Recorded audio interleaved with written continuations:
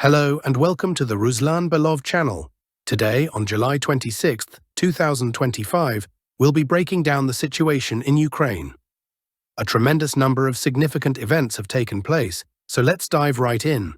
Currently, the Russian army is on the offensive across eastern Ukraine, particularly in the Dnipropetrovsk, Pokrovsk, Kostiantynivka, Siversk and Kupiansk directions. Naturally, the front line has an urgent need for ammunition, weaponry and personnel. For days, the Russian military has been systematically dismantling Ukraine's logistics, preventing reinforcements from reaching the front. We are seeing this tactic succeed, as the situation along the entire front can be summed up in a few words. The defensive line of the Armed Forces of Ukraine, AFU, is collapsing before our very eyes. Now, let's examine this collapse in detail, starting with the Dnipropetrovsk direction. On the morning of July 26th, the Vostok battle group released two videos. The first was filmed in the village of Zelina High and showed the Vostok group engaged in fierce combat for control of the settlement. The village was effectively razed to the ground with the use of aviation and drones. The final frames of the video show multiple instances of Russian soldiers raising the Russian tricolour in various parts of the village. There is no doubt that Zelina High is now under the complete and confident control of the Russian Federation's armed forces. It's possible that small pockets of resistance remain, or that Ukrainian units unable to retreat are hiding in basements. Mop-up operations will likely continue in the coming days, but based on this footage, we are updating our maps accordingly. Just yesterday, the situation looked different, with reports of airstrikes on the northern and central parts of the village suggesting the battle was still raging. Today, however, the fog of war has lifted. The entire settlement and the adjoining forest belts have been marked as under Russian control, based on the map provided in the initial seconds of the Vostok group's video. With this development, only a handful of settlements in the western part of the Donetsk region remain under AFU control. There has been no information yet about Andriivka or Klevtsov, but it is likely that after securing Zelina High, Russian forces will begin advancing toward them. We expect the first footage and reports of an approach from the south, southeast, east and northeast to emerge shortly. Furthermore, there have been multiple reports this week of Russian units approaching the settlement of Oleksandrograd, with objective control footage showing Russian FPV operators destroying AFU equipment and supply lines in the area. An advance towards this village is also expected soon. There are a few smaller villages in the vicinity. One, Hrushkivska, a tiny hamlet of perhaps 5 to 10 buildings near Tolsoho and Novokatska, appears to have been bypassed by the Russian command to save time. It may be in a grey zone, with no military presence from either side. Another small village, Kamyshevacha, is located south of Andriivka Klevtsova. By our count, based on regional maps, between 3 and 4 settlements on the western edge of the Donetsk region are still held by Ukrainian forces. Shortly after the Zelina High video, another was released from Malivka about half an hour later. It tells a similar story. The Vostok group published objective control footage documenting the battle for this small settlement. The pattern was identical: airstrikes, drone and artillery attacks, followed by clearing operations and the capture of some Ukrainian soldiers. The video concludes with a collage of clips showing Russian flags being raised throughout the village. In the footage, Russian soldiers were seen in at least 5 locations, with 3 flags raised in the eastern part and 2 in the center. No flags were seen in the northwestern farm area, likely because the front line is nearby, and they decided not to take the risk. Again, based on this video from the Vostok group, we are updating our maps. Despite what seemed like an operational pause, the Russian army has been engaged in heavy fighting, steadily advancing westward and closing the distance to towns like Ivanivka, Havrilivka, Malomikhailivka, Velika Mikhailivka, and of course Pokrovsk and Huliaipol further west. The fall of Malivka is a significant milestone. It marks the second settlement in the Dnipropetrovsk Oblast to come under Russian control since the start of the special military operation, the first being the village of Dakhna a few months ago. This represents a major media and psychological blow to the Ukrainian authorities in Kyiv. Next, we turn to the Pokrovsk agglomeration, where the Russian army continues to tighten the noose around the Pokrovsk cauldron. Today's advances on the ground can be divided into two categories: those confirmed by various experts and those based on individual reports and rumors. Starting with the more reliable information from the southwestern part of the Pokrovsk agglomeration, the map has changed significantly. Several micro-districts and forest belts have fallen under Russian control. For comparison, just yesterday, this section of the front looked quite different. It was only yesterday that the Russian Ministry of Defense reported clearing the settlement of Zverevo. Today, we are updating the map further, as Russian forces have reportedly managed to completely clear Novukrainka in the last 24 hours. Some experts also report that Russian units have pushed deeper along the railway, clearing Chunishine, and are now fighting for the western outskirts of Novopavlivka. This means Russian forces are already operating in this area. Russian troops are also gradually advancing toward Leontovichi. Some experts claim that the Russian army has reached the southernmost outskirts of Pokrovsk itself, advancing along Kievska Street, Heroyev Krut Street, and Pavlo Popovich Street, and has reached the southern citadel of the city. If we consolidate all these reports, it appears the southern defenses of the Pokrovsk agglomeration have collapsed.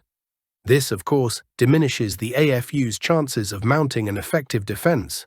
For now, this information remains at the level of expert opinion and unconfirmed reports, lacking geolocated evidence or confirmation from the Russian Ministry of Defense.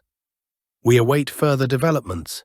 It is worth reiterating that according to the latest reliable sources, Russian sabotage and reconnaissance groups are moving with considerable freedom through central Pokrovsk along the railway.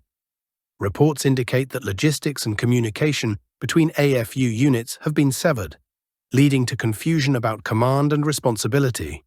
There is also information about a severe shortage of units, reinforcements, and personnel for the defense of Pokrovsk, a problem made acute by the collapse of the southern flank.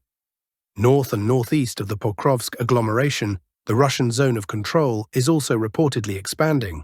Some cartographers indicate that the Russian armed forces are continuing their offensive to clear the settlements of Rodinsky and Belitske.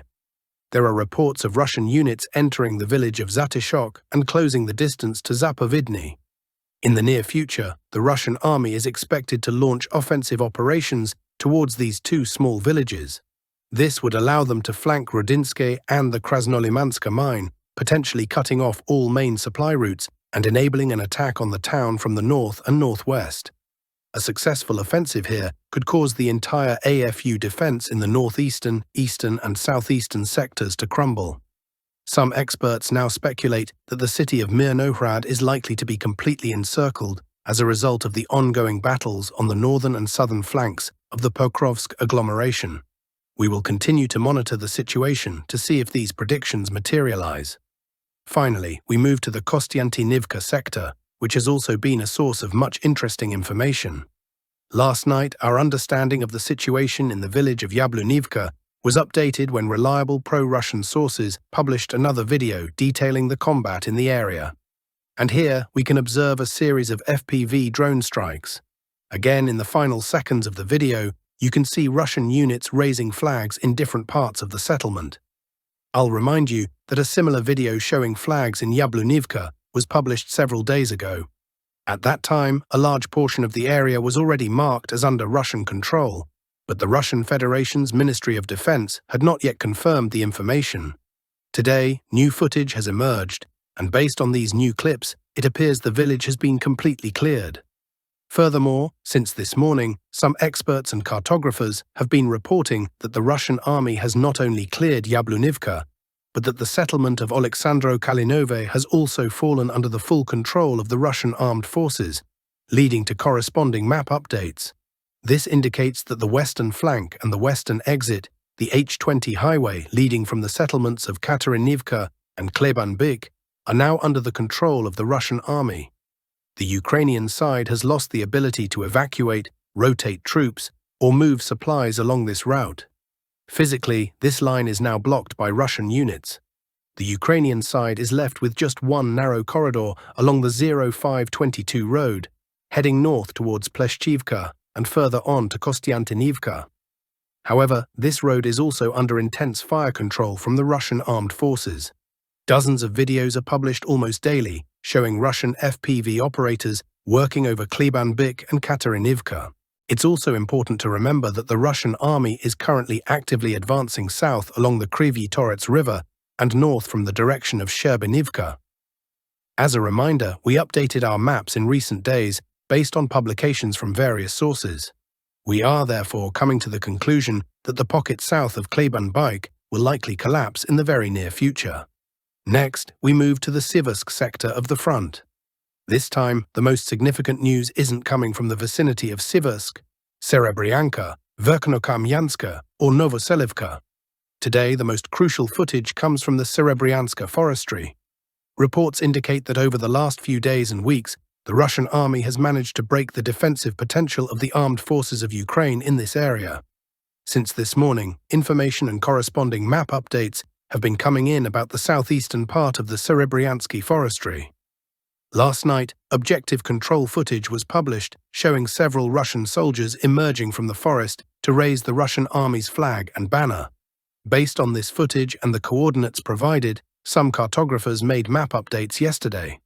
However, if we look at the video again, I can say with 99% certainty that pinpointing the exact location from this footage is extremely difficult. Perhaps only the most skilled specialists could geolocate this position. Therefore, the map update you see now from most cartographers is, let's say, an approximation intended to show the advance. The only ones who know the exact route of movement with 100% certainty are likely the Russian units and soldiers who raised those flags. Moving on to the Kupiansk sector, where for the third consecutive day, the Russian army's advance and consolidation of positions north and northwest of Kupiansk have been recorded. As a reminder, significant updates were made to the map here yesterday based on objective control footage. Let's go step by step. On July 24, 2025, the map in this area looked something like this. Some cartographers confirmed the advance, but we must always remember that the Russian Ministry of Defense had reported this weeks or even months ago. Let's look at the settlement of Sobolivka. On July 6, the report stated, units of the West Battle Group, as a result of decisive actions, liberated the settlement of Sobolivka in the Kharkiv region. This was reported 20 days ago. We updated our map accordingly at the time, but most cartographers were in no hurry to make changes, waiting for more concrete details, objective control footage, and so on. Starting on July 24th, this footage and these publications began to appear. Yesterday, the first geolocations confirmed the presence of the Russian army along the railway from Miran to Tishchenkivka, and footage of Russian units advancing in the northern part of Kupiansk also emerged. Corresponding updates were made. Today, further updates are being made in northern Kupiansk, according to which the Russian army has managed to advance significantly on the outskirts, taking control of certain industrial complexes and territories, and has also advanced towards Tishchenkivka. But the most interesting update today comes from the pro-Ukrainian cartographers of the Deep State team. According to them, Russian units, possibly sabotage and reconnaissance groups, or even regular army forces, were spotted and recorded much deeper inside Ukrainian territory, specifically in the forest areas between Kovalivka and Nechvolodivka. So, if we look at the Deep State map update, Russian units are already operating somewhere along this line. In effect, today's fresh corrections, provided primarily by pro-Ukrainian cartographers, confirm the statements made by the Russian Ministry of Defense back on July 6th concerning the two settlements of Sobolivka and Mern, which have slightly different old Soviet names. In any case, this is a major advance and an expansion of the zone of control. Based on this map configuration, one can only draw a single conclusion. The Ukrainian side does not have long to hold the city of Kupiansk, and it seems it is time for them to start thinking about how to conduct an evacuation with minimal losses. And that's all for today, dear friends. Thank you for watching, subscribe to the channel and give us a like. All the best to you.